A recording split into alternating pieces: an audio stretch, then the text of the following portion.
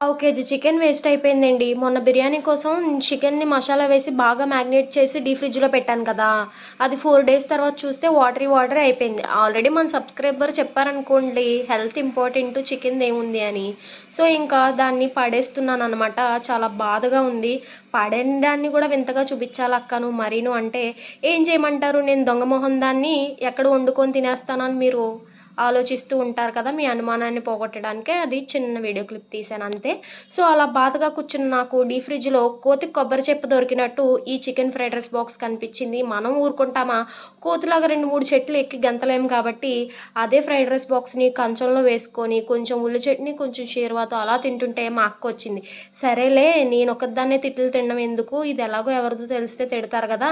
మా అక్కకు కూడా సగ భాగాన్ని పంచుదామని ఫ్రైడ్ రైస్‌ని ఇచ్చాను. అది వద్దు ఇందులోనే తినేస్తానని ఫాస్ట్‌గా తినేస్తుందనమాట.